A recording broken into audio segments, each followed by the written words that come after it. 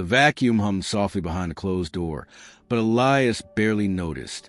He sat on a polished marble bench in the hallway of the Al-Masri penthouse, his mother's cleaning cart beside him like a silent sentinel. 17 years old, dressed in a plain blue hoodie and jeans, he looked like any other kid from the Bronx. But unlike most of his classmates, he wasn't here to visit a friend or deliver food. He was waiting for his mother to finish scrubbing the guest bathroom on the 47th floor of one of New York City's most expensive residential towers. His fingers traced the worn edge of the book in his lap, an old French novel he had borrowed from the public library. The corners of the pages were folded like secret messages only he could read. He wasn't supposed to be here. Technically, the building's policy was clear: no children of staff allowed in the guest areas. But Mrs. Thompson, the head housekeeper, turned a blind eye whenever Maria brought her son. He never caused trouble, never touched anything. He just sat there quietly, always with a book or notebook, always observing. The Al-Masri residence was a universe apart from the one Elias lived in. Chandeliers imported from Italy, silk drapes that swayed in the breeze from the private balcony, paintings that probably cost more than his mother's entire annual salary. Every detail whispered wealth, and yet Elias had never envied any of it.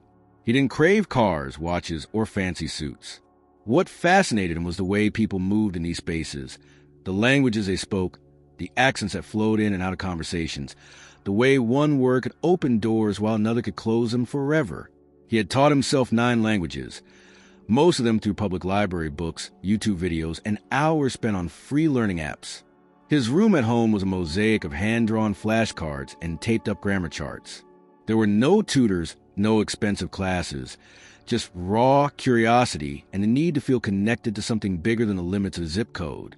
His mother often joked that he spoke to more strangers online than to people in real life, but she knew better. She knew that language was Elias's way of escaping, of flying without leaving the ground. Maria emerged from the hallway, tying her apron around her waist. Her face was tired, but she smiled when she saw him. "Only 2 more rooms," she whispered in Spanish, brushing a strand of hair from her forehead.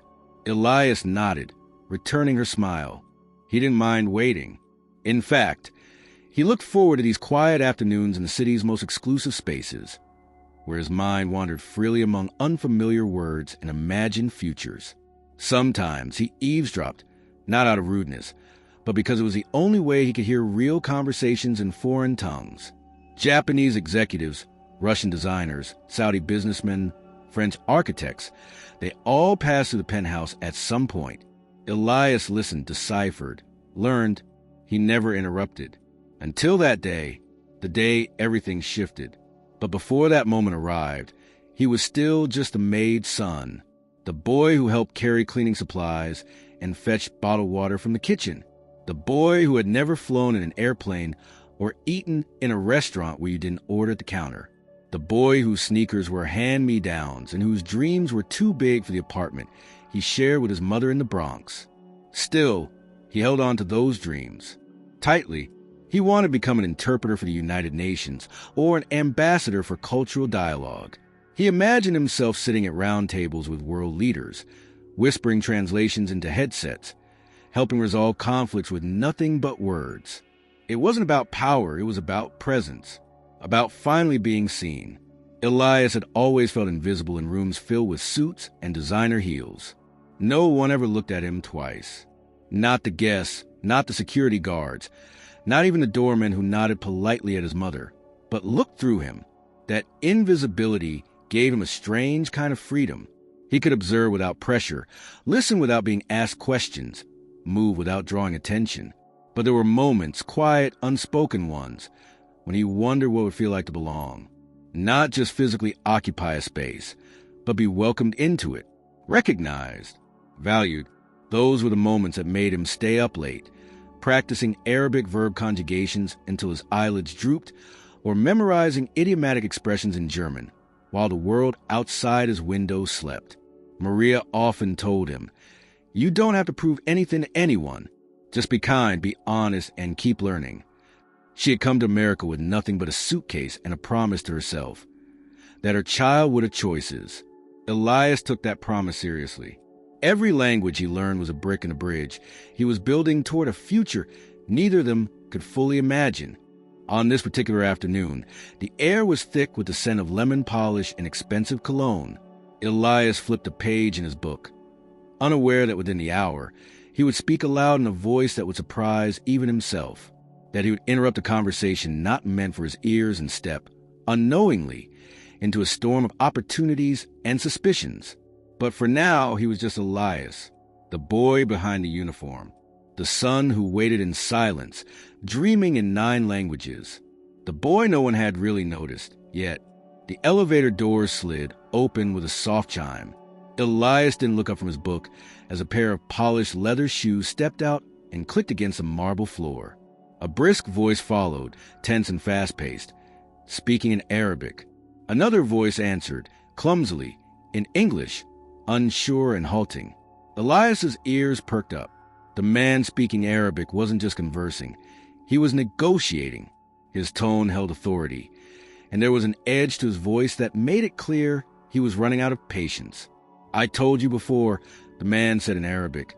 "We don't sign without the clause." "Not again." The other man, possibly an assistant or partner, struggled to respond. "Yes, I try to explain, but their legal doesn't... they didn't understand The Arabic voice cut him off, sharper this time. "Then find someone who can explain." Elias slowly closed his book. His fingers clenched it tight. He knew that voice. He had heard it echo through the apartment many times. Hamid al-Masri, the son of property owner, the heir to a business empire that stretched from Dubai to London. 27 years old, known for his bold investments and infamous for his temper. Elias had never seen him up close, but his presence was unmistakable. The conversation continued around the corner, just out of sight. Elias hesitated, then stood. He wasn't sure why he did it. Impulse, maybe, or instinct. But he walked softly to the edge of the corridor, just far enough to hear more clearly. The assistant was fumbling again, mispronouncing legal terms, confusing clauses, making it worse. And then, without thinking, Elias spoke. He's referring to the indemnity clause. The foreign investors misunderstood the wording. It's not a refusal. They're requesting clarification in writing, not rejection. The hallway went silent. Hamid stepped into view. His phone still pressed his ear. He was tall, with sharply cut features and dark, alert eyes that immediately fixed on Elias. He didn't look angry, just confused, and maybe a little amused. "Who are you?" he asked, switching to English. Elias swallowed hard. "I'm Elias. My mom cleans your apartment." Hamid blinked. "And you're eavesdropping?" "I wasn't trying to," Elias said quickly, "but I speak Arabic. I couldn't help but hear." "Sorry." Hamid eyed him. "You speak Arabic?" His tone was skeptical. Elias nodded. "And French, Spanish, Mandarin, Russian, a few others." A beat passed. Then Hamid gave a short, surprised laugh. It wasn't cruel, but it carried that edge Elias knew too well, the laugh rich people gave when they thought someone was playing dress-up. 9 languages, Hamid repeated, clearly unconvinced. "Of course." Elias straightened his shoulders. "Yes, 9. Hamid's assistant was still on the line, awkwardly silent. Hamid lifted the phone again. "Give me a minute," he said in Arabic, then ended the call. For a moment, the corridor felt like a stage. Hamid studied him, really looked, not just at his face, but his posture, his clothes, the way he held the book under his arm. Elias felt it. That cold scan, the silent calculation behind Hamid's eyes. "You're what, 17? He asked. "Yes." "You go to school?" "Public school. Bronx." "Any formal training?" "Tutors." "No. I taught myself." Hamid gave another short laugh, but this time it was quieter, more thoughtful. "So what? You just decided to learn 9 languages." Elias nodded. "It started with French, then Arabic because it sounded beautiful. Then I realized I could learn more, so I did." Hamid folded his arms. "Say something in Arabic." Elias responded without hesitation. He met Hamid's eyes. Would you like me to speak on a specific topic? Hamid's brows lifted, but he didn't look away. Say the same thing in Mandarin. Elias obeyed. Hamid's eyes narrowed. Russian. A long silence followed. Hamid leaned against the wall, arms still crossed. And you're the maid's son. Elias said nothing. Hamid pushed off the wall, pocketed his phone, and glanced toward the hallway. Follow me. What? You heard me. He didn't wait. He turned and walked. Elias hesitated only a second before trailing behind him, passing the corner where his mother's cleaning supplies stood like a shrine to another life. They entered a small lounge just off the main hall. Plush furniture, a view of the skyline, and walls lined with books in multiple languages. Hamid poured himself a drink from a crystal decanter, then gestured for Elias to sit. What do you want to be? Hamid asked. Elias sat stiffly. An interpreter, maybe for the United Nations. Hamid raised an eyebrow. Not a businessman? No. Not interested in money? I mean, money is useful, but no, it's not the goal. Hamid sipped his drink, studying him. Why languages? Elias paused. Because people don't really listen to each other. They speak past each other. But language, real language, forces you to see someone, to understand their world, even for a second. That's power. Hamid leaned back, his expression unreadable. Then he said, I have back-to-back meetings this week. Manhattan offices. Big clients, foreign investors. I could use someone fluent. Elias blinked. You want me to interpret for you? I'm not offering a job. It's unpaid. 1 week. You sit in, translate when I need it. Think of it as exposure. Elias hesitated. Why me? Hamid smiled, not kindly. Because I'm curious. I want to see if the maid's son really speaks 9 languages, or if he's just good at accents. It wasn't an insult. Not exactly. But it wasn't a compliment either. Elias felt the weight of the offer. Not just what it meant, but what it could mean. He nodded. Okay, I'll do it. Hamid looked satisfied. He stood and pulled out his phone again, already distracted. Be downstairs tomorrow. 8 o'clock in the morning. Don't be late. Elias stood too. I won't. As Hamid left the room, Elias glanced once more at the skyline outside. It looked different now. Not closer, but possible. He didn't know it yet, but this was the beginning of everything. Of tension and doubt and challenge. Of being tested in ways no classroom ever could. But in that moment, all he felt was one thing. Scene. The next morning, Elias stood at the curb in front of the Al-Masri building at precisely 8 o'clock. He wore the cleanest shirt he owned, a white button-down that was slightly too big, and a dark jacket borrowed from a neighbor who used to work in catering. His shoes were scuffed, but he had polished them the night before with an old toothbrush and water mixed with a drop of dish soap. He had no briefcase, no tie, no business card, just a small leather notebook in his pocket and the knowledge inside his head. A black sedan pulled up beside him. The driver, a man with dark sunglasses and a headset, rolled down the window and looked at him. Elias. Yes. Get in. The car interior smelled of leather and cologne. Elias sat in silence, trying not to fidget. He had rehearsed phrases in German and Korean in his head all morning, but now his mind was strangely blank. When the car finally stopped outside a sleek glass tower in Midtown, the driver opened the door without a word. Elias stepped out and followed Hamid, who had been waiting in the lobby. Hamid wore a tailored charcoal suit and didn't bother with small talk. You're not late. Good. They walked through the building's vast lobby, past executives in designer suits and assistants tapping frantically on phones. No one looked at Elias, but he noticed every glance cast toward Hamid. People moved aside as he passed. He was clearly someone people recognized, even feared a little. The meeting room on the 26th floor overlooked the city skyline. A long glass table gleamed under bright overhead lights. 3 men in dark suits were already seated, speaking quietly in Korean. Hamid sat at the head of the table and motioned for Elias to sit to his right.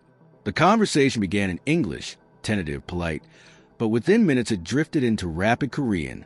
Hamid didn't flinch. He let them speak for a while, then gave Elias a slight nod. Elias leaned forward, his tone calm and fluent as he translated, not word for word, but with the nuance necessary for real understanding. When the executives laughed at an inside joke, Elias smiled faintly and explained the cultural context. When a metaphor was used, he adapted it for Hamid without interrupting the flow. Hamid didn't show any reaction, but Elias could feel the difference in the room. There was no awkward pause, no misstep. By the end of the meeting, the executives were nodding, reassured. One of them even clapped Elias gently on the shoulder on the way out. As the door closed behind them, Hamid turned in his chair. "How many times have you spoken Korean in a professional setting?"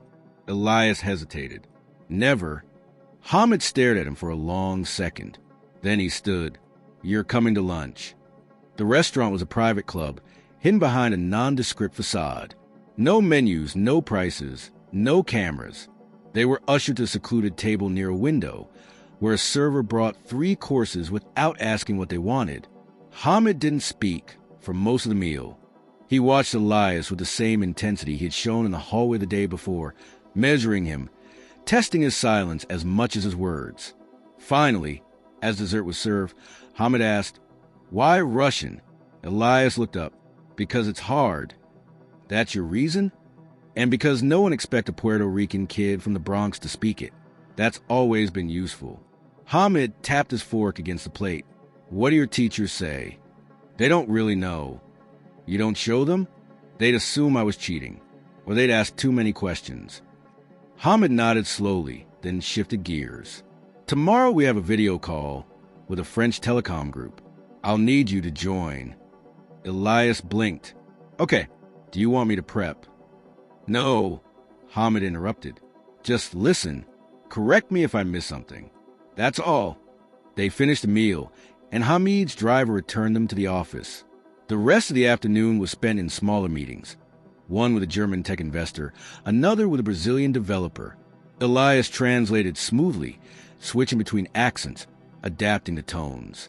He was careful never to overshadow Hamid, but also never to hesitate. He sensed that Hamid appreciated both. At 5 o'clock, Hamid handed him a tablet. "Skim through these. Tomorrow's schedule is loaded. You'll need to be sharp." Elias accepted it, unsure if he was being tested again. "Is this going to be every day?" Hamid shrugged. "Depends." "On what?" "On whether I get bored." The next morning, Elias returned. Then again the day after. Each day brought new challenges, new languages, new clients, new kinds of tension in the room. Elias never received praise, but Hamid kept asking him to show up. That, in itself, felt like a signal. On Thursday, Hamid shifted the test. Midway through a meeting with 2 Belgian executives, he abruptly switched from French to Dutch. Elias paused only a moment before continuing. At the end of the meeting, one of the executives asked Elias if he had ever lived in Europe. "No," Elias said. "Then your ear is exceptional." Hamid didn't say anything, but he lingered behind after the men left. "You never mentioned Dutch." "You didn't ask." "You're full of surprises." Elias gave a small smile. "So are you." That night, Elias returned to his apartment in the Bronx with aching feet and a brain swimming in 4 languages. Maria was waiting for him at the table, a pot of rice and beans on the stove. "You eat?" she asked softly. He shook his head and sat. She served him without asking more. They ate in silence for a while, until she finally said, "He's giving you more than work, isn't he?" Elias looked up. "What do you mean?" "You come home tired in a different way. Like something in your head is changing." Elias thought about it. "Maybe." She nodded, satisfied with his answer. As the week neared its end, Elias noticed subtle changes.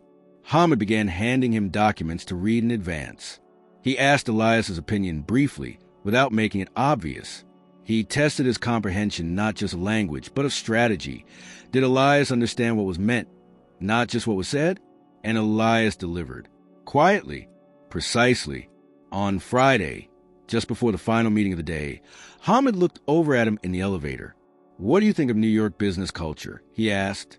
Elias gave it a second. "Loud. Fast. and mostly designed to intimidate people. Hamid smirked. Accurate. The elevator doors opened, but Elias added, "If you know what to listen for, it's not that complicated."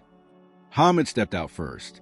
Keep listening, then, for the first time, he didn't walk away alone. He waited, and Elias followed. On Monday morning, Elias stepped out of the black car in front of a high-rise office in Tribeca.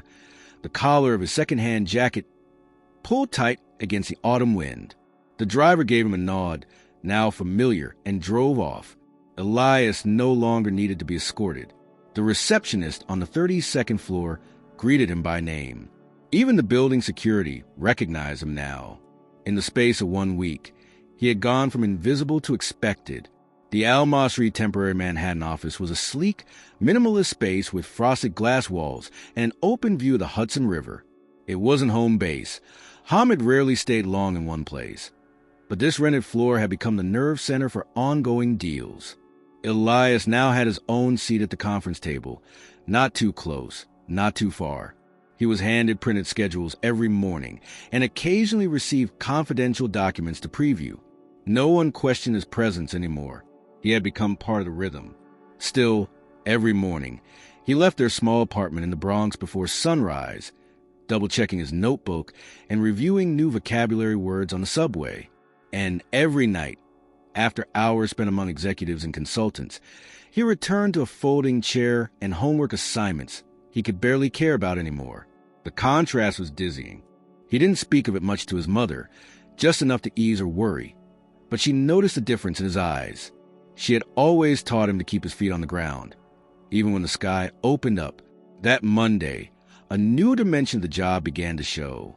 Hamid wasn't just using Elias for translation anymore. He was observing him, testing him beyond language. In the middle of a call with an Italian fashion house, Hamid asked Elias mid-conversation, "What do you think of the proposal?" in a tone that offered no time to prepare. Elias looked up. "They're using heritage as a shield. The numbers don't add up." Hamid nodded once. The call continued. Nothing more was said. The pattern repeated. Sometimes it was a question about timing, other times about tone. Did you sense hesitation the way he answered? Or, "What's your read on her?" Elias learned to listen beneath the words. Intonation, pause, posture. Everything mattered. It wasn't just language. It was instinct. And Elias, despite his lack of experience, seemed to have a knack for it. On Wednesday, Elias found himself in a high-ceilinged boardroom overlooking Central Park. He translated for a visiting investor from Morocco, navigating a conversation that danced between French and Arabic. He noticed how the Moroccan executive softened whenever Elias spoke, less defensive, more open. When the meeting ended, the man clapped Hamid on the back and said, "Your interpreter is worth more than any contract." Hamid didn't respond, but his smile lasted a little longer than usual. Later that afternoon, after another long session, this time with a Scandinavian energy firm, Hamid tossed a key card across the table toward Elias. "Use the guest room here tonight. Early meeting tomorrow. No point running back and forth." Elias stared at the card. "Are you sure? Don't make it a big deal. I just don't want you showing up tomorrow half asleep." That night, Elias stood alone in a glass-walled guest suite overlooking the lights of the city. The room was nearly silent, except for the faint hum of traffic below. He took off his shoes and walked barefoot across the thick carpet. There were no photos on the walls, no clutter, just clean lines and cool surfaces. A tablet with tomorrow's schedule was already charging by the bed. A fresh suit, clearly not his, had been left hanging in the closet. Tailored, dark gray. He didn't know whether to feel grateful or embarrassed. It felt like trespassing, even with permission. He called his mother. "They want you to sleep there?" she asked. "Just for the night. There's a meeting at 7 in the morning." There was a pause. "Do you have food?" "There's a fridge full of stuff." "Don't eat anything weird." He laughed softly. "I won't." That night, Elias didn't sleep well. The mattress was soft, but the weight of unfamiliarity kept him awake. He sat by the window, watching the city's endless motion, wondering what part of it was now his, wondering how far this would go. The next morning, He wore the suit. Hamid raised an eyebrow when he saw him, but said nothing. The meeting that day was the most complex yet.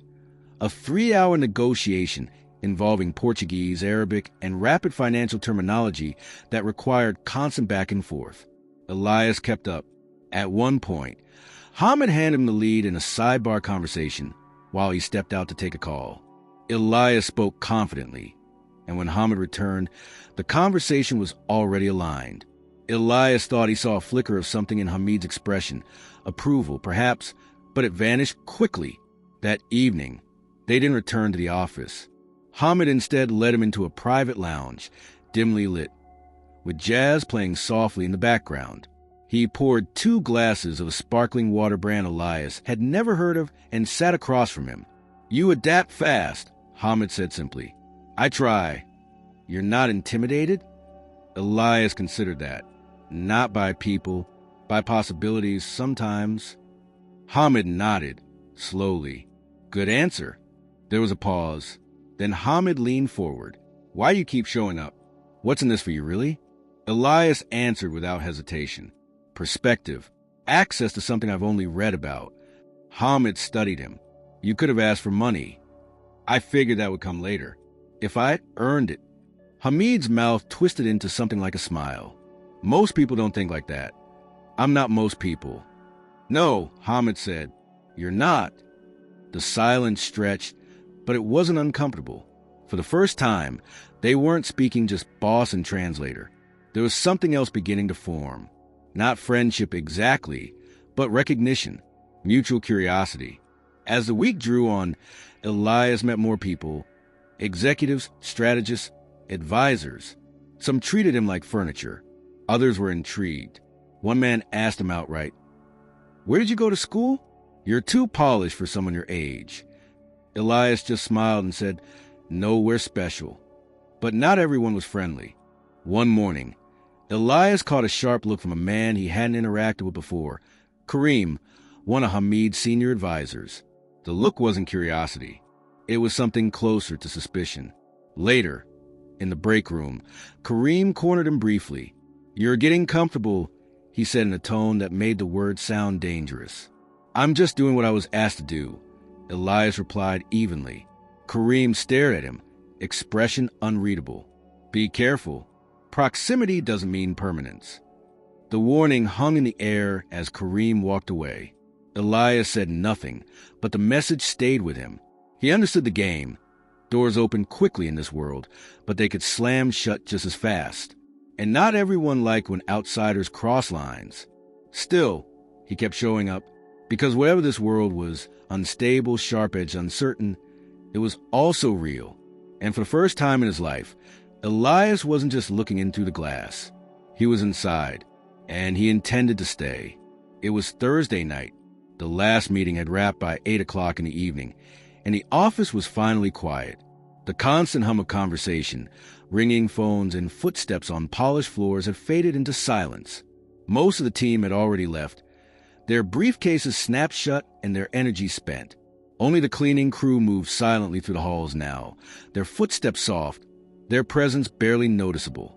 Elias sat at the far end of the conference table, slowly flipping through the notes he had taken during the afternoon call with a Turkish investment group. He was tired, mentally more than physically, but he didn't want to leave just yet. The city outside the window was cloaked in rain, lights smeared like brushstrokes across the glass. It gave the illusion of stillness, but Elias knew better. The world never paused up here. The money never slept. And lately, neither did he. Hamid returned to the room with a pair of takeaway coffee cups in hand. He handed one to Elias without a word and took a seat across from him. He looked more relaxed than usual, his tie slightly loosened, the first 2 buttons of his shirt undone. Elias had learned to read his moods. And tonight, Hamid wasn't in business mode. Something else was simmering under the surface. "You're quiet tonight," Hamid said after a while. Elias shrugged, just thinking. Hamid leaned back in his chair, sipping the coffee. "You think a lot. That's rare at your age." Elias gave a tired smile. "I don't know how not to." The silence between them stretched, but it wasn't uncomfortable. They had grown used to each other's company in a way that people do when time is compressed by shared intensity. Elias had come to know Hamid's gestures, his pacing when irritated, the subtle shift in tone when he was about to interrupt someone, the rare but unmistakable way he relaxed his posture when he respected the person across from him. "What were you before all this?" Elias asked suddenly, surprising even himself. Before the suits, the meetings, the name. Hamid considered the question. "Angry," he said simply, "and impatient." Elias raised an eyebrow. "My father believed I wasn't cut out for the family business. Said I was too reckless, too soft, that I spent too much time abroad. He once told me I had the heart of a diplomat and the brain of a poet, neither of which would make me a good successor." Elias didn't respond right away.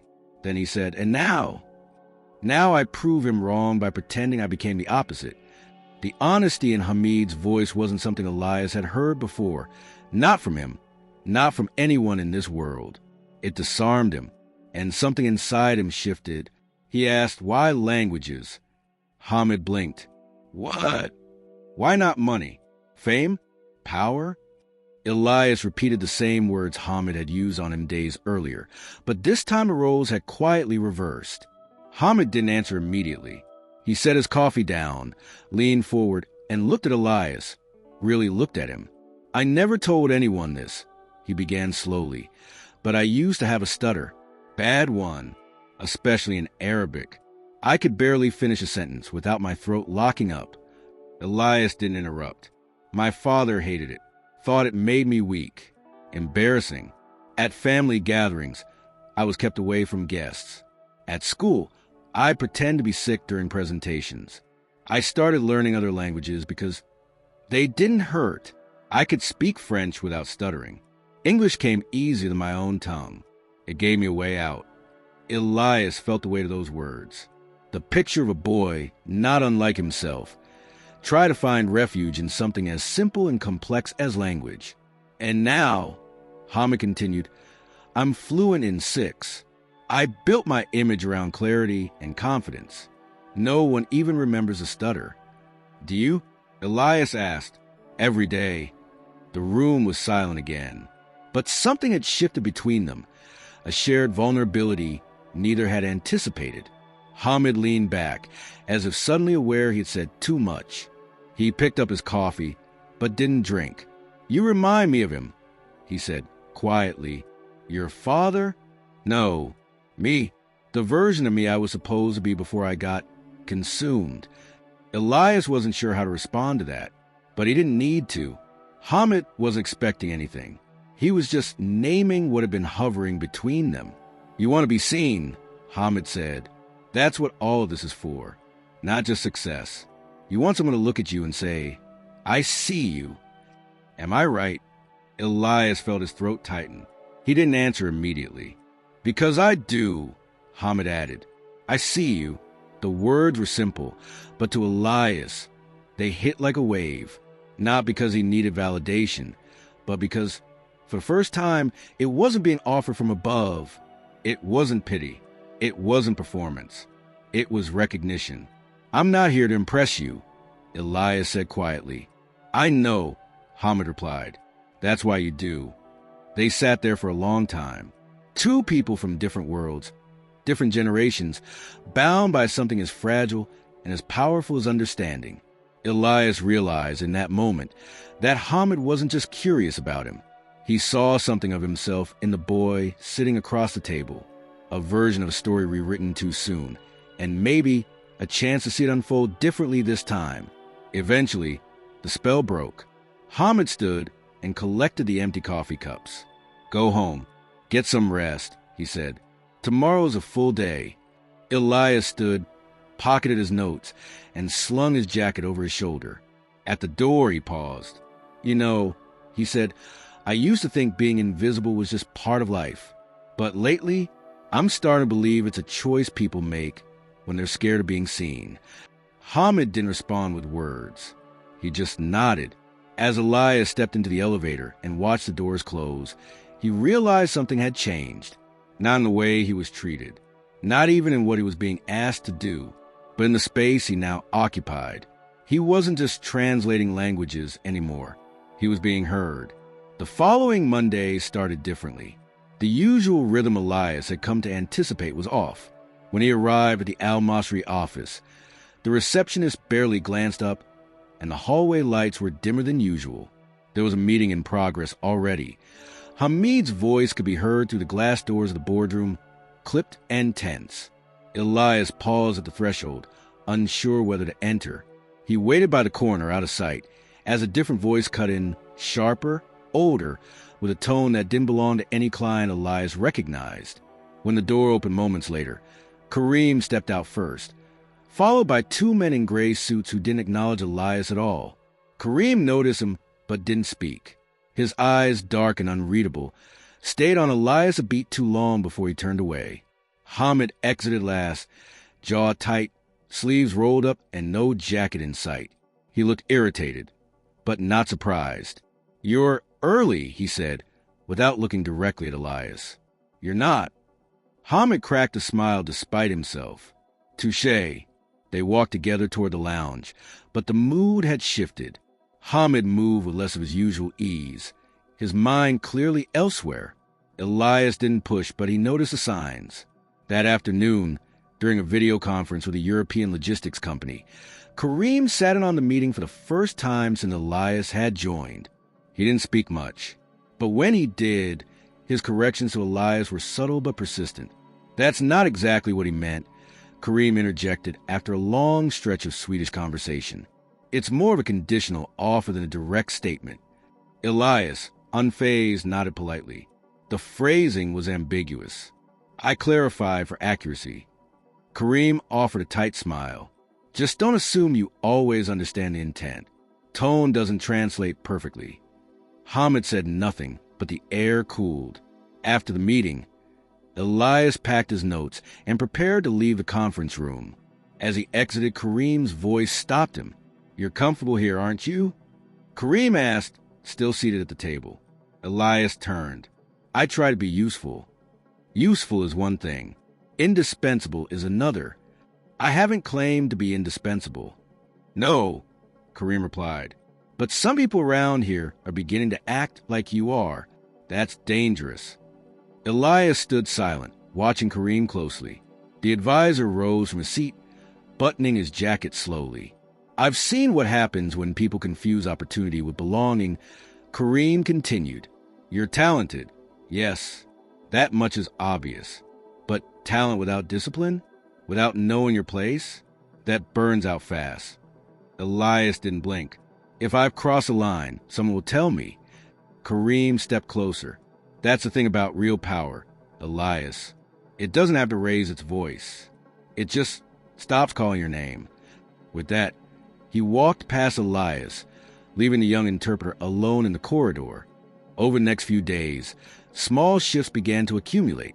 Hamid was still present, still engaged, but slightly more distant. He responded more quickly, spoke with a tone just a little flatter than before. Elias noticed his own access to certain files had been restricted. Nothing drastic, but enough to register. One morning, he arrived to find that his name was no longer listed on the day's internal memo for scheduled meetings. He asked the junior assistant, Maya, if it was a mistake. Her response was vague. "I think Kareem's been making adjustments. Maybe Hamid just wants to slow things down." Elias nodded, masking his concern. "Sure, thanks." Still, that afternoon, Hamid personally asked him to sit in on a critical meeting with a Canadian media conglomerate. Elias performed flawlessly, even anticipating a subtle legal misinterpretation that could have delayed the contract.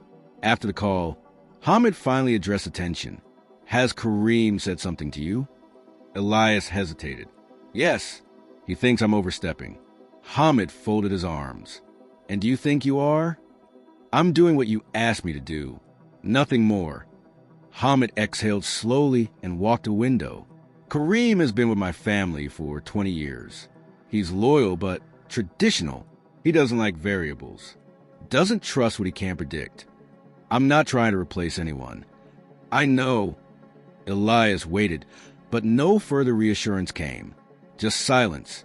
That evening, as Elias rode the elevator down alone, he felt a weight settle in his chest. Not defeat, but something colder, uncertainty.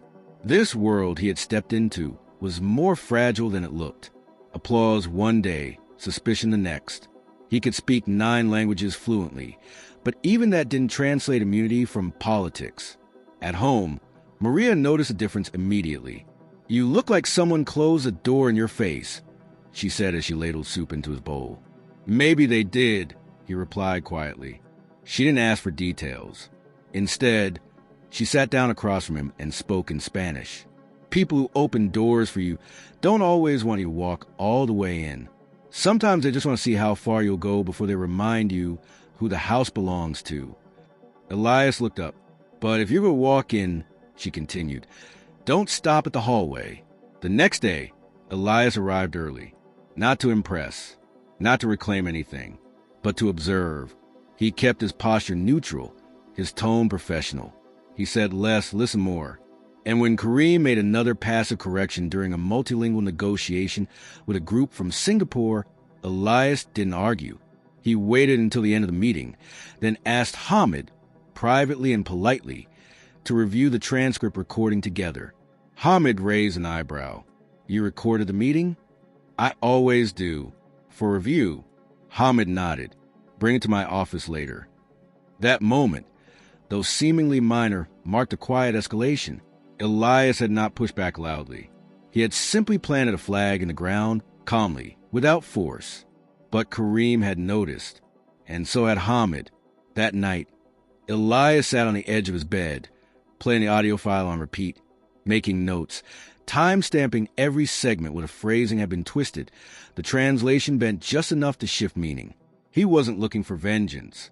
He was looking for clarity, for proof that he wasn't crazy, that the current against him wasn't imaginary, because something was coming.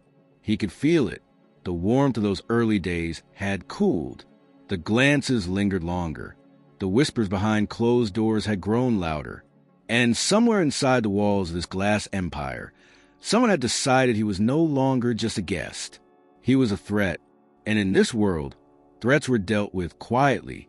By the end of the week, Elias had learned something valuable.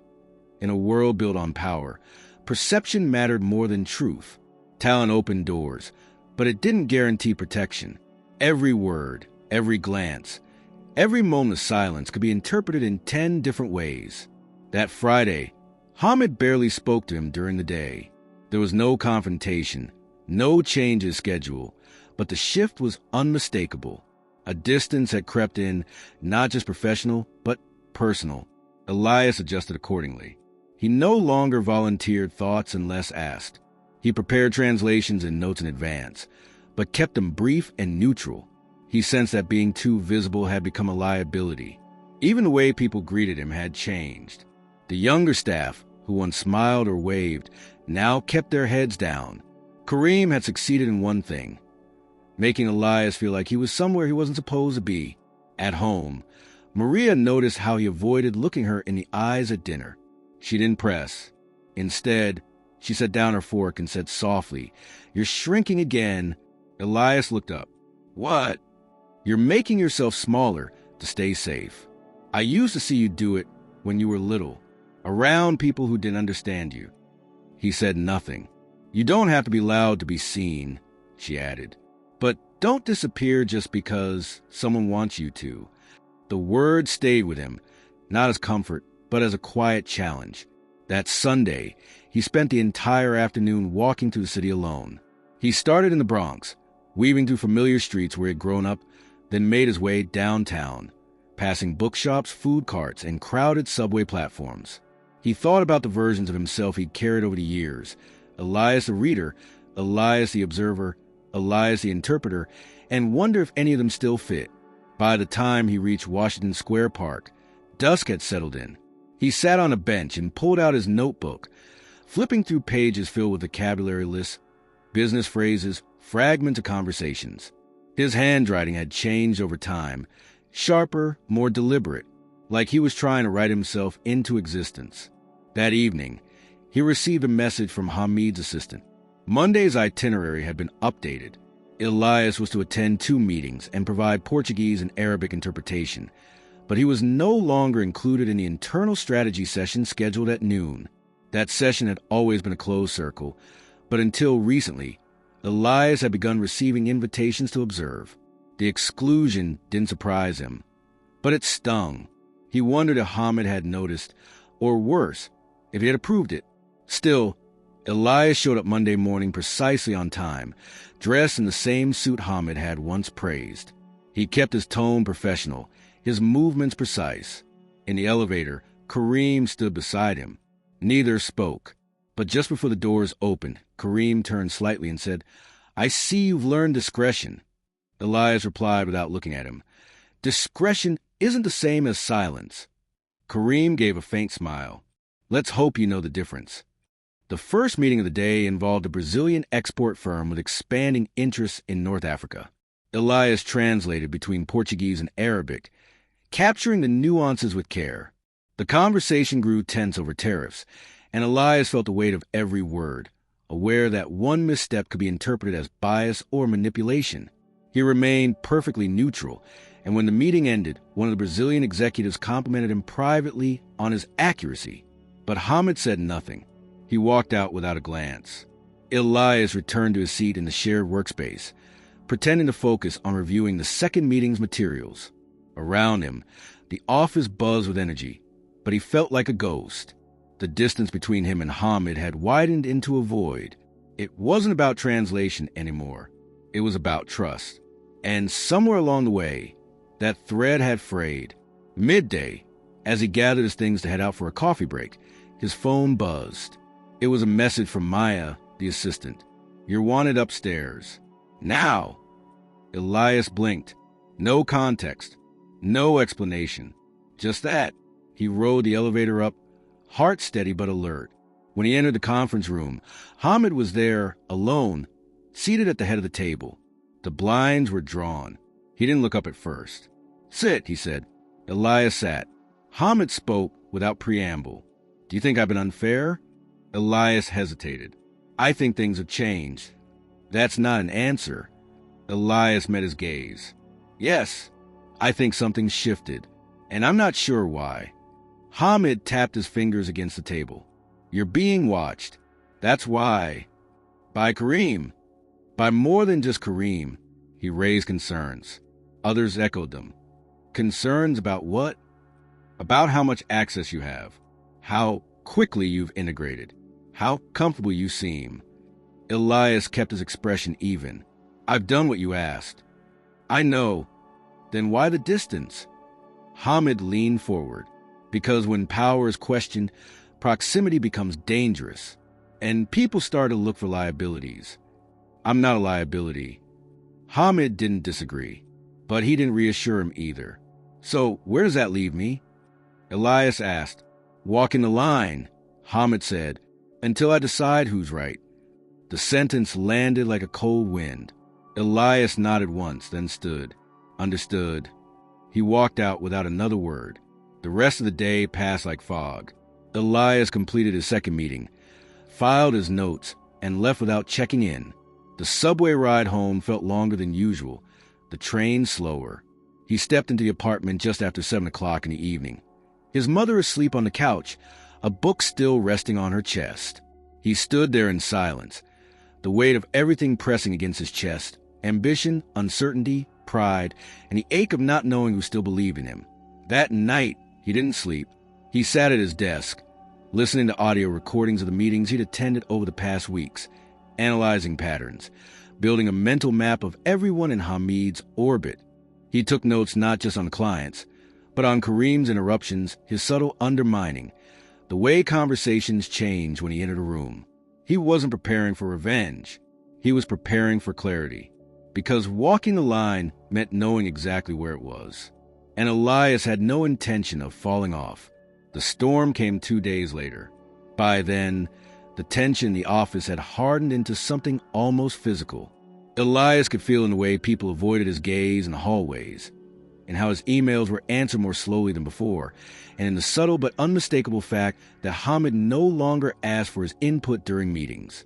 He still performed his role, efficient, focused, neutral, but the warmth that had once defined their interactions had disappeared. Something was brewing, and Elias could feel it, but he didn't yet know when or how it would arrive. Wednesday morning brought a series of back-to-back meetings, all scheduled tightly around a high-stakes negotiation with a South Korean investor group looking to acquire a minority stake in one of the Al Masri properties in Dubai. The deal had been months in the making. The South Korean team was known to be meticulous, and their representative, Ms. Jean, was fluent in English but preferred to conduct complex financial discussions in Korean. Elias had been briefed thoroughly and was prepared. He had translated 2 prior calls with their team without issue, and Hamid had privately expressed confidence in his ability to manage this one. The meeting began at 10 o'clock in the morning in the largest conference room. The space was glass on 3 sides, filled with natural light, with a long mahogany table surrounded by sleek black leather chairs. Hamid sat at the head of the table, flanked by Kareem on one side and Elias on the other. Across from them were Ms. Jean and 2 of her associates, their expressions calm but alert. Introductions were brief, and the negotiation began in earnest. Elias moved effortlessly between Korean and English, maintaining a careful rhythm. Ms. Jean was precise, her tone formal but not cold. The conversation circled key clauses, exit strategies, profit margins, and control rights.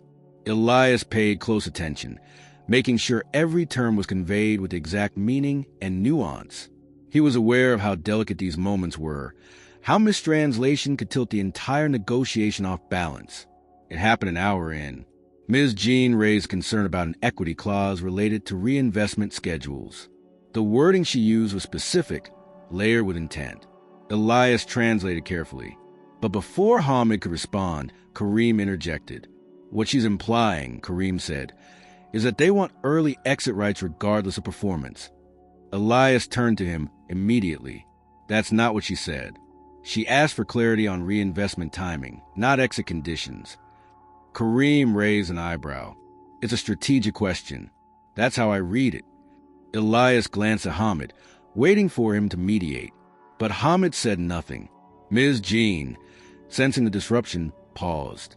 Her associates exchanged a few quiet words in Korean. Elias understood every syllable. Doubt was forming. "I'll continue," Elias said, trying to steady the moment. But the atmosphere had shifted. The conversation grew tenser. Ms. Jean became more guarded, her tone losing its earlier fluidity. Elias worked to keep the flow intact, but the rhythm was gone. The balance was broken. By the end of the meeting, the South Korean team had grown noticeably cautious.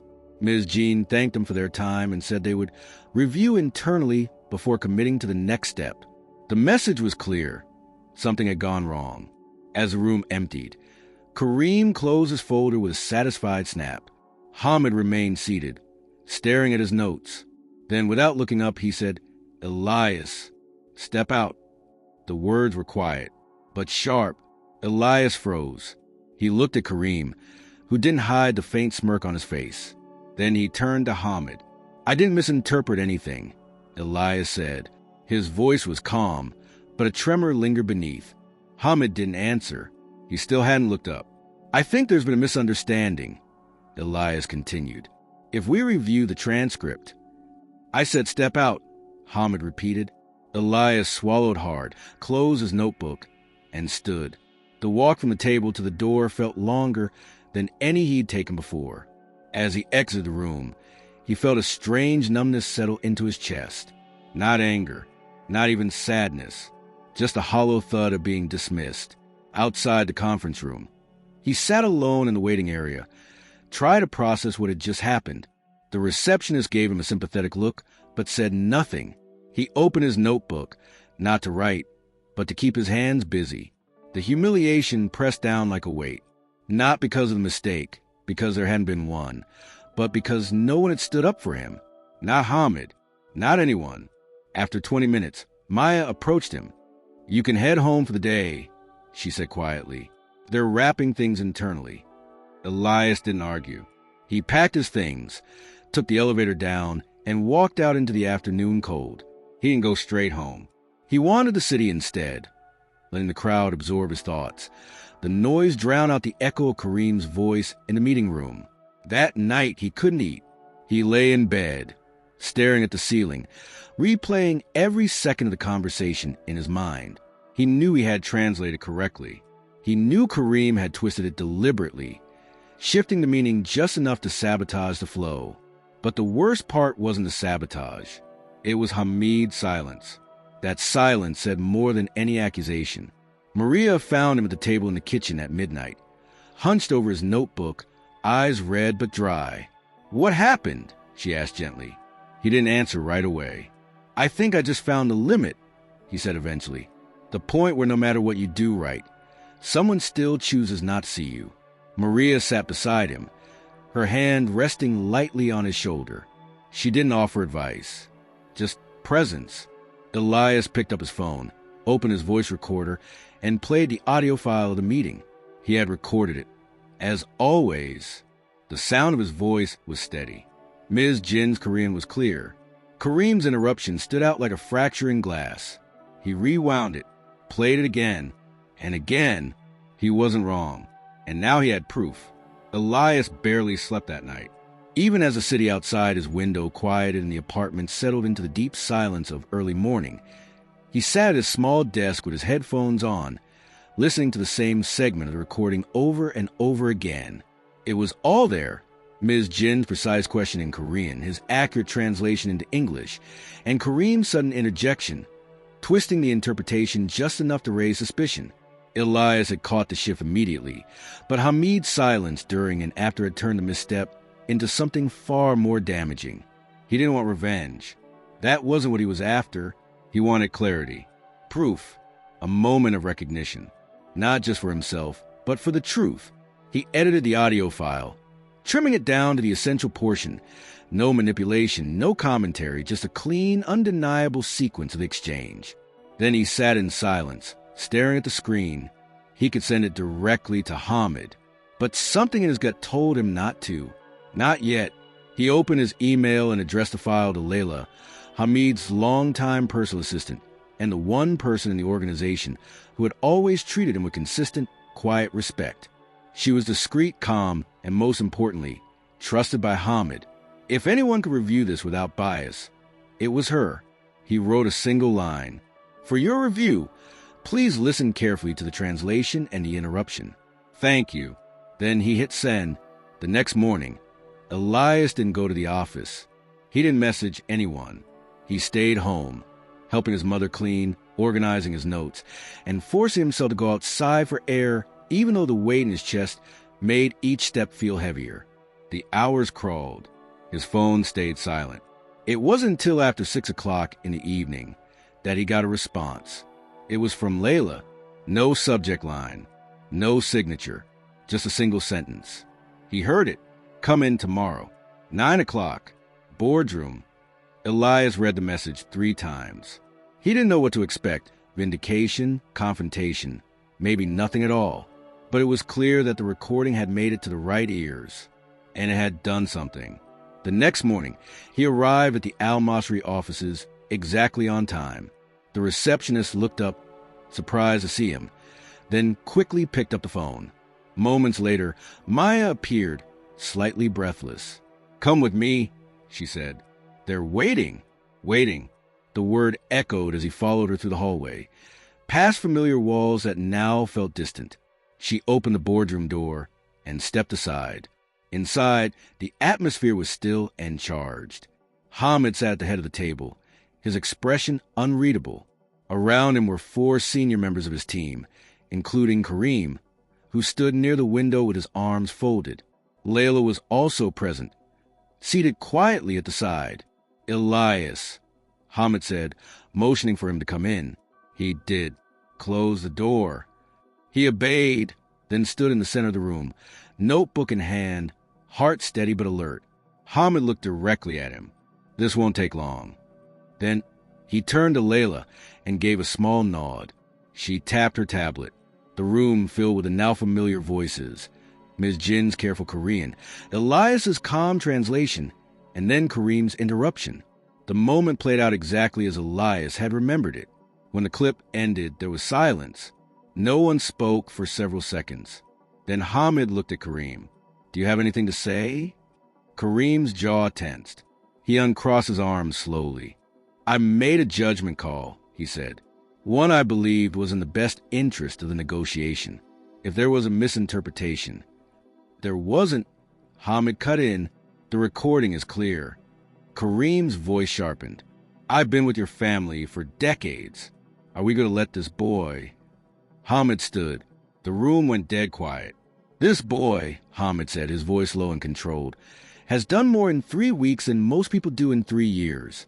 He's brought clarity, consistency, and insight. And what have you done, Kareem? You tried to undermine him in front of international investors. You manipulated language to create doubt, not to protect me, but to protect your own seat. Kareem opened his mouth again, but Hamid raised his hand. Enough. He turned to Layla. You'll prepare the termination package. Effective immediately. Kareem's face blanched. You're serious? Hamid didn't answer. He didn't need to. Kareem stood still for a long second, then turned and walked out of the room without a word. The door clicked shut behind him. Hamid sat back down, exhaling slowly. He looked at Elias. Why didn't you come to me directly? Elias held his gaze.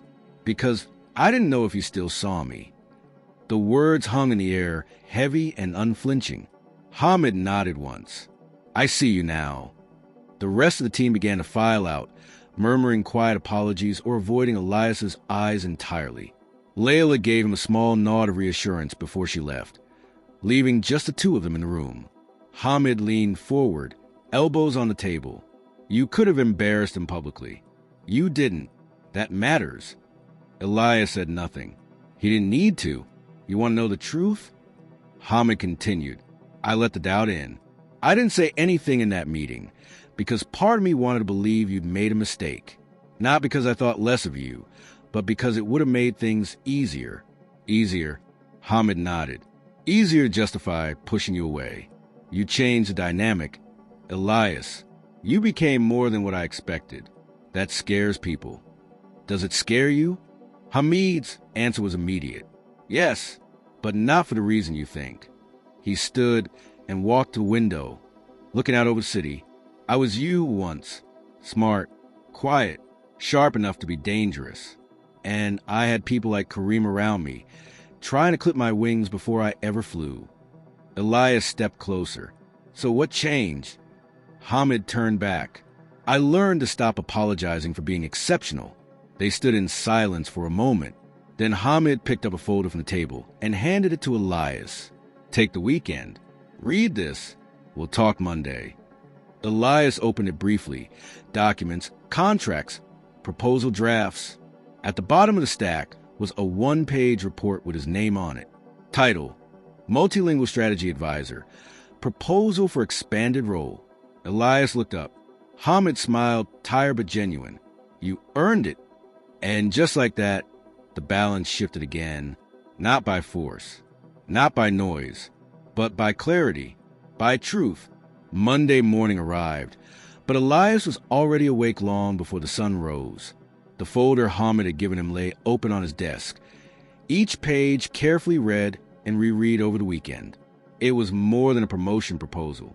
It was a blueprint for trust. It outlined a new role that would place Elias at the heart of Al-Masri's international strategy team, handling linguistic support, cultural analysis, and negotiation briefings directly with foreign partners. It was a title. But more than that, it was a statement. You belong here now. Yet beneath the pride, there remained something unsettled. The echoes of Kareem's manipulation hadn't faded. Elias hadn't forgotten how fast the narrative had turned against him, how easily doubt had slipped in.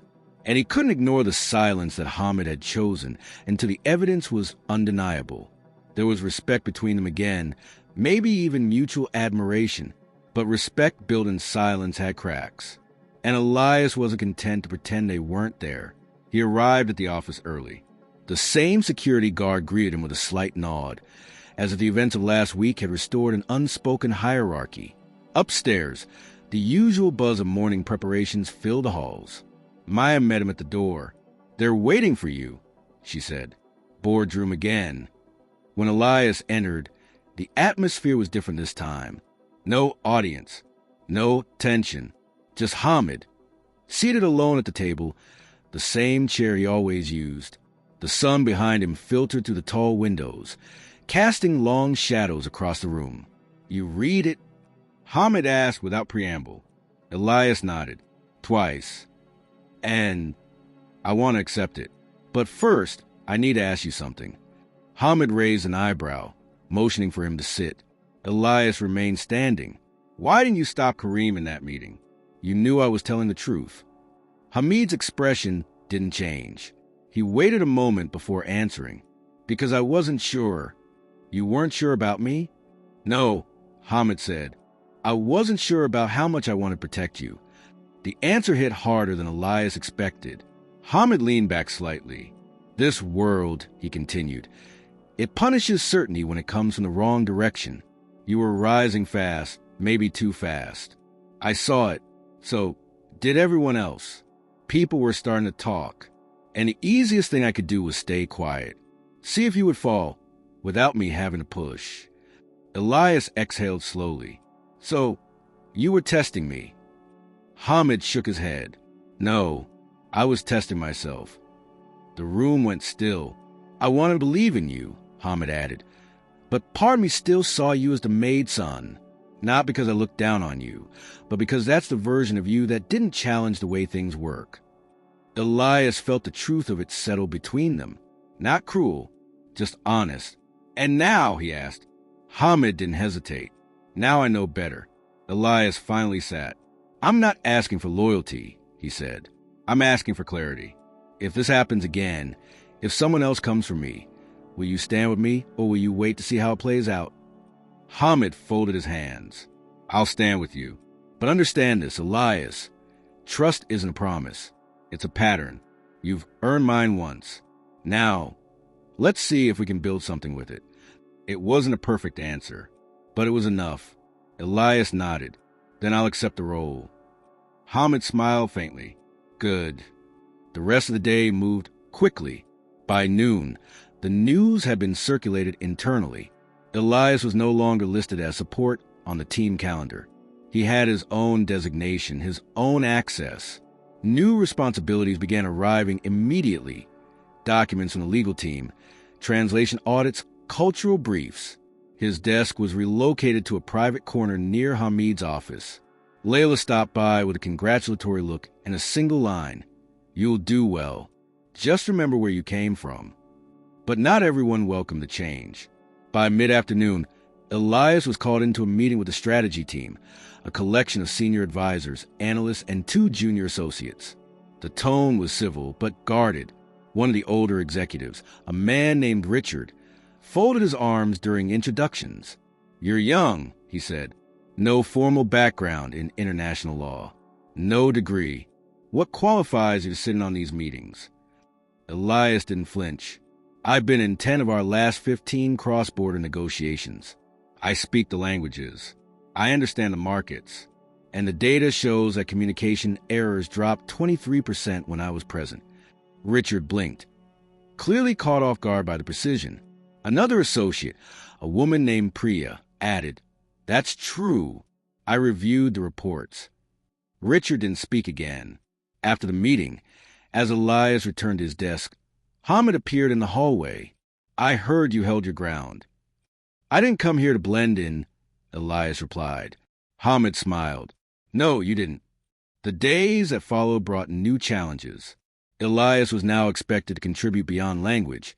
He had to anticipate cultural reactions, suggest timing for difficult conversations, flag risks that others might miss. He worked late, often alone in the office after dark, scribbling notes in his old notebook while skyscrapers blinked outside the windows. One night, Hamid stopped by as Elias was gathering his things. "You hungry?" Elias glanced up. "Always." They ate at a quiet Lebanese place on the west side, the kind of spot where the staff knew Hamid by name, but never asked questions. Over grilled meat and flatbread, they talked, not about work, but about stories. Hamid spoke of his time in Istanbul, a failed investment in Morocco, and a night in Jakarta when he nearly walked away from everything. Elias listened, then shared something of his own. The first time he ever translated for someone outside school, it was at a corner store when he was 13. A tourist from France was arguing with the cashier over change. Elias stepped in, resolved the confusion, and walked away unnoticed. But for the first time in his life, he had felt useful. "That's when I knew," he said, "that words could fix things." Hamid nodded. "Or break them."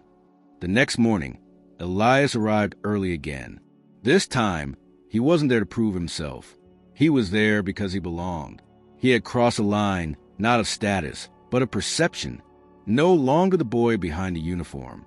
No longer a question mark. Now, finally, a voice that mattered. 3 weeks after his promotion, Elias was moving at a pace that left even the most seasoned team members trying to keep up. His days were filled with high-level meetings, translation work that had grown increasingly complex, and late nights of preparing briefs and cultural analyses that went beyond language. Hamid relied on him constantly now, not just for interpretation, but for insight.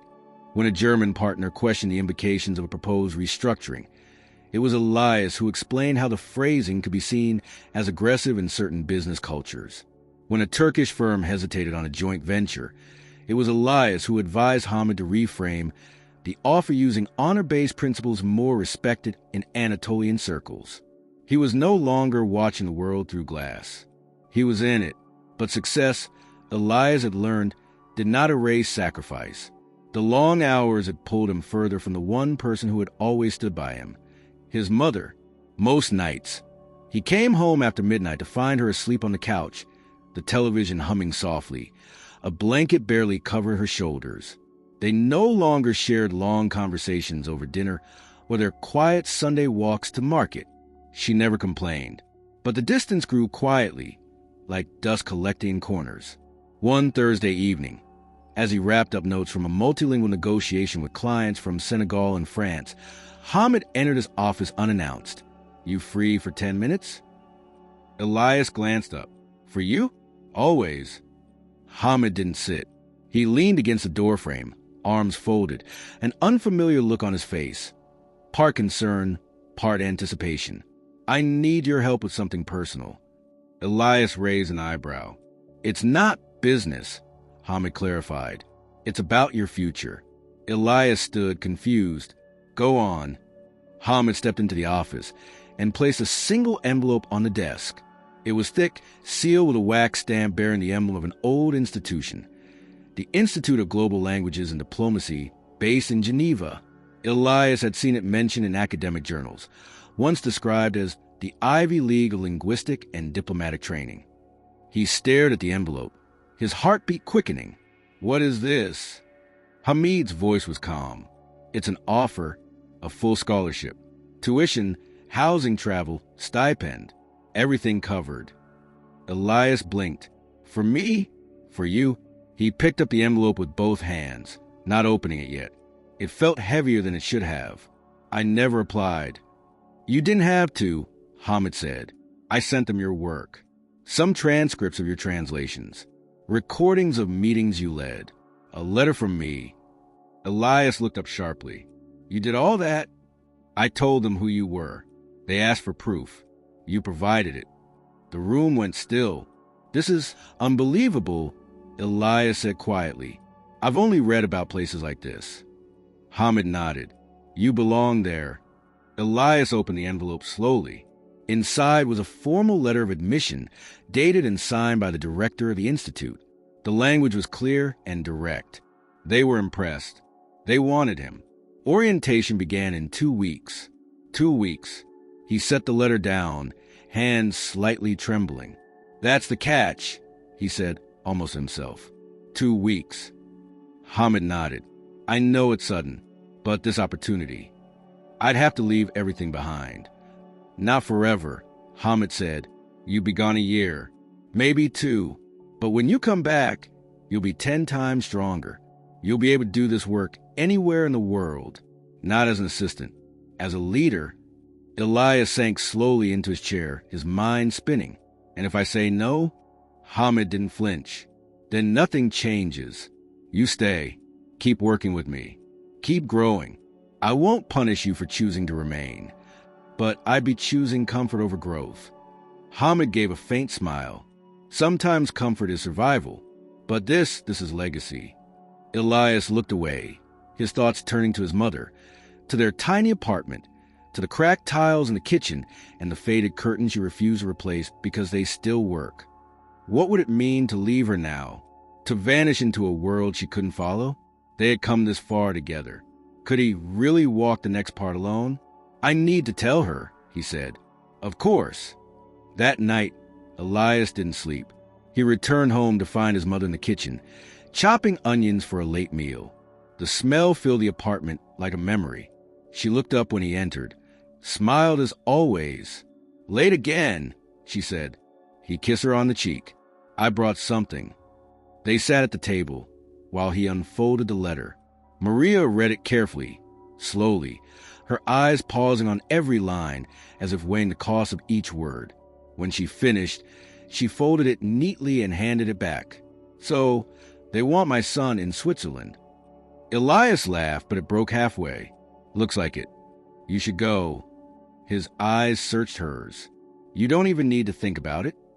"I've been thinking about it since you were 10 years old," she said. "Since the first time you translated a news story and told me what was really happening. You've always been going somewhere. Elias, this is just the next stop." "But it's not just a stop, Mommy. It's far. It's years." "I know. I'd miss everything." "You'd gain more than you'd lose," she said gently. "And I'll be here when you get back." The tears came quietly, as they always did between them, without drama, without noise. Elias leaned forward, resting his head against her shoulder like he had as a child. "You really think I'm ready for this?" Maria brushed his hair back softly. "You were born ready. You just needed someone to open the door." 2 days later, Elias returned to the office with his answer. Hamid was reviewing a contract when Elias walked in, letter in hand. "I'm going," he said simply. Hamid looked up, smiling. "I knew you would." They shook hands, but it felt like something more, a promise exchanged between equals. "Use this time wisely," Hamid said. "They'll teach you structure, precision, discipline, all the things the world thinks it values more than instinct. And when I come back, you'll be unstoppable." Elias nodded, but his eyes revealed a mix of fear and anticipation. Hamid saw it. "You will miss this place," he said, "but you'll thank yourself every day you left." In the final week, Elias worked as usual, but beneath each interaction was a sense of closure. Meetings became moments of reflection. Colleagues he barely knew began stopping by to wish him luck. Even Richard, the skeptical advisor, shook his hand and muttered, "You prove me wrong. That doesn't happen often." On his last day, Hamid gave him one final envelope, this time without words. Inside was a note handwritten in Arabic. Elias read it aloud quietly to himself. To speak many languages is a gift. To listen in all of them is power. Use both with integrity. That night, as he packed for Geneva, Elias left behind more than a city. He left behind a version of himself who once waited in hallways, afraid to be seen. He would carry his mother's wisdom, Hamid's challenge, and the weight of every door he had ever opened with his voice. Because the boy who once mopped floors was now crossing continents. And this time, the world was waiting for him. The morning of his departure arrived with a gray sky, the kind that blankets the city in stillness. Elias stood in the tiny kitchen of their apartment, suitcase by the door, notebook in his jacket pocket. His mother was already awake. Dressed in the same modest blouse, she wore the first day she ever stepped into the Al-Masri penthouse to clean. She moved quietly, placing a plate of toasted bread and scrambled eggs in front of him, as if routine could somehow shield them both from the gravity of what the day meant. "Eat something," she said softly. "You'll need it." Elias sat, but barely touched the food. His appetite had vanished days ago, replaced by a strange cocktail of nerves and guilt. The Geneva opportunity was real, and it was his, but it came with a cost. He'd never been apart from Maria for more than a weekend, never left the city, never boarded a plane. He reached into his bag and pulled out a second envelope, handing it to her. "What's this?" she asked, wiping her hands. "It's everything I wanted time to say." She opened it carefully. Inside was a letter, handwritten in Spanish. telling her how he had memorized every lesson she ever taught him, how her sacrifices had built the foundation beneath his every success, how every language he spoke carried her voice somewhere inside it. She read it silently, and for a long moment, neither of them spoke. When she looked up, her eyes were red. "I'm not sad," she said. "Not in the way you think. I'm proud, but it's still hard." "I know." They hugged then, not briefly, not in a rush. The kind of embrace that says, "I'll come back, and I'll carry you with me." Later, as the taxi idled outside, Elias stood in the doorway and looked back at the apartment one last time. The chipped paint, the stack of books on the table, the photos taped to the refrigerator door. This had been his entire world. And now, in just a few minutes, it would become part of his past. Maria didn't follow him down. She said her goodbye upstairs by the door, because she knew that watching him drive away would make the leaving harder for both of them. "Don't be afraid of being different," she told him. "Be afraid of forgetting why you are." He nodded, holding her words like currency. Then he stepped into the cab, and the door shut with a final, muffled sound that stayed with him all the way to the airport. At JFK, everything moved fast. Security checks, boarding passes, overhead announcements in languages he understood without effort. He watched families hug, couples argue quietly, travelers shuffle through gates with weary eyes. For the first time in his life, Elias was among them, not as an observer, but as a participant, a young man with a destination, not just printed on his ticket, but written into the course of his future. The flight to Geneva took just under 8 hours. He watched the city disappear beneath him, the skyline shrinking into memory. He opened his notebook and wrote a single sentence in each of the 9 languages he knew, a sentence about beginnings. Not once did he look back. Upon arrival, he was met by a representative from the Institute, a tall woman with silver-rimmed glasses and a sharp, academic tone. She spoke to him in English at first, then switched seamlessly into French. Elias responded in kind, and by the time they reached the black sedan waiting outside, they were discussing the nuances of cultural diplomacy in Korean. The Institute of Global Languages and Diplomacy sat atop a hill overlooking Lake Geneva.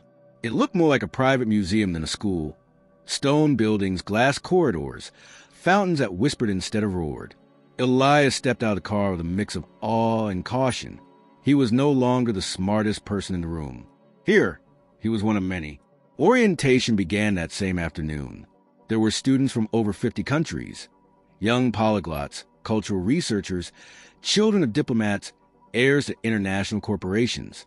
Elias noticed quickly that while many were fluent in multiple languages, few possessed a kind of intuitive grasp he had developed through necessity. They had been trained. He had been formed by survival. His first class was on linguistic mediation during conflict. The professor, a soft-spoken man from Belgium, opened the session with a discussion on silence as a form of communication. Elias raised his hand before anyone else. "Silence can be a shield," he said, "but sometimes it's a weapon too." The professor nodded. "And what determines which one it is?" "Who is holding it?" Elias replied. That answer rippled through the classroom like a dropped stone in calm water. Over the following weeks, Elias found himself stretched in ways he hadn't imagined. He studied the phonetic shifts between regional dialects of Arabic, the legal language used in post-colonial treaties, and the behavioral patterns of negotiation across cultures. He learned to deconstruct language not just into meaning, but into motive. Who says what, how, and why? It was not about being fluent. It was about being precise, purposeful, ethical. He wrote essays in Swahili, delivered speeches in Russian, conducted mock negotiations in Japanese. He was never the loudest voice, but often the most listened to. Every weekend, he called his mother. The calls were short, time zones, busy schedules, spotty reception, but she never missed one. "Are they treating you well?" she'd ask. "They treat me like I know what I'm doing." "Do you?" "Most days." Each call ended with the same words. "Te quiero, mijo." "Te quiero, mommy." One day after class, he received an email from Hamid. It was brief, no subject, no greeting, just a single sentence. "We're proud of you. Elias stared at the screen for a long time before replying. "Thank you. I won't waste this."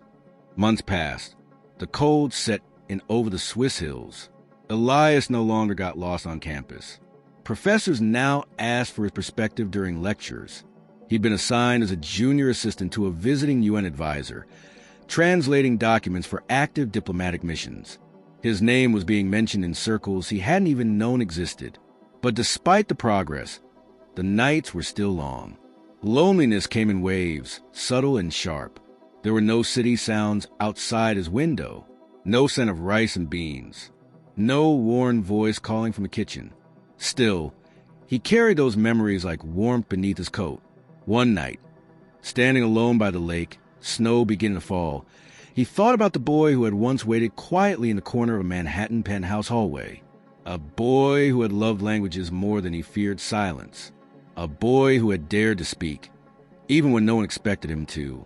That boy was still inside him, but now he was also something more. A voice not just shaped by the world, but shaping it. And the world, whether it was ready or not, was beginning to listen. For years later, the name Elias Mendoza appeared on the program of the Global Peace and Cultural Diplomacy Summit in Geneva. Printed in crisp lettering between the names of renowned ambassadors and Nobel laureates, it marked not only the arrival of a new generation of global thinkers, but also the unlikely journey of one boy from the Bronx who had once sat quietly outside boardrooms, translating dreams no one believed he had the right to carry. The hall was filled with delegates from over 100 countries. The room shimmered with diversity. Saris, tailored suits, traditional robes, hijabs, braids, headscarves, bare heads. Dozens of languages flowed through the corridors, punctuated by laughter, debate, and the familiar sound of translators in glass booths interpreting every word for the world. But Elias didn't wear a headset that morning. He stood at the center of the stage, not as someone interpreting someone else's voice, but as a speaker whose own voice now needed no translation. The moderator, an elder statesman from South Africa, introduced him not as a student nor as a translator, but as a multilingual cultural mediator, a specialist in post-conflict dialogue, and one of the youngest diplomats ever selected to advise the newly formed International Mediation Council. As Elias walked onto the stage, his eyes scanned the room briefly. At the very back, in a private section reserved for virtual attendees, families, and staff, sat Maria Mendoza. Her cardigan was neatly folded over her lap. Her hair had grayed at the edges. She held a simple phone in both hands and stared at the screen, where her son stood beneath the lights of a world that had once ignored him.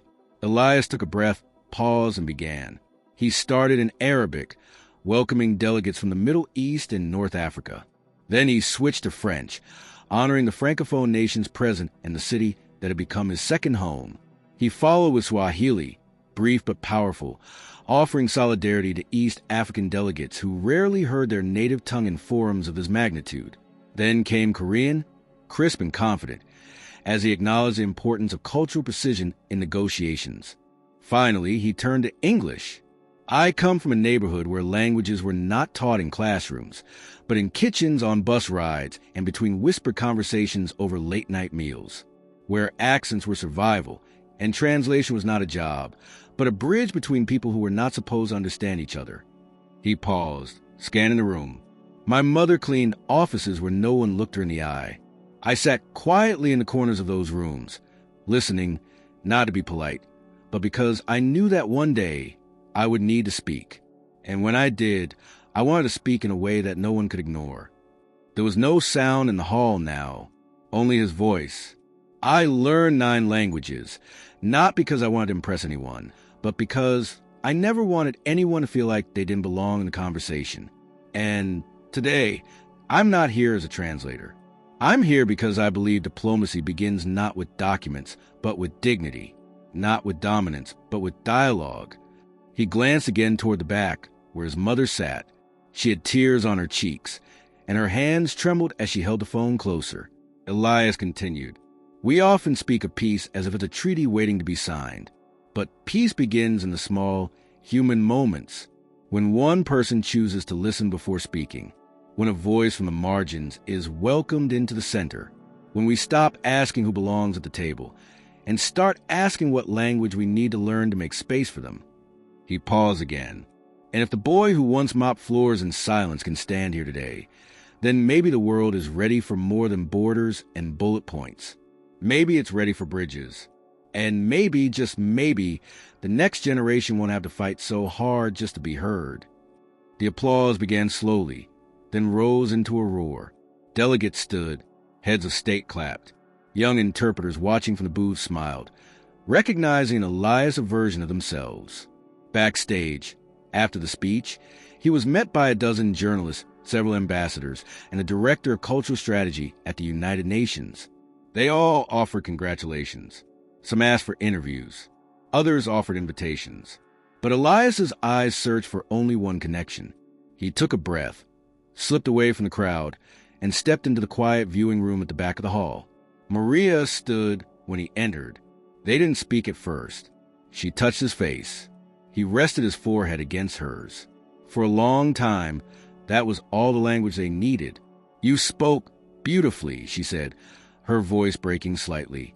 "I spoke for both of us," he replied. Later that evening, in his modest apartment overlooking the lake, Elias sat at his desk once more. The same notebook that had followed him since his days in the Bronx rested open in front of him. He flipped to a blank page, uncapped a pen, and began to write. Not notes, not translations, just truth. He wrote about what it meant to live between worlds. To love languages not just for their structure, but for their power to connect and restore. He wrote about what he had learned, not from books, but from silence, from listening, from being underestimated. And at the top of the page, in neat handwriting, he wrote the title. "I speak 9 languages," said the poor maid's son. It was not a boast. It was a beginning. As the city outside hummed in quiet rhythm, and the world turned its gaze toward him for the first time, not as a symbol, not as a novelty, but as a leader, Elias Mendoza understood something he had always believed but never dared say aloud. He had never needed permission to belong. He had only needed to speak. And now, finally, the world was listening.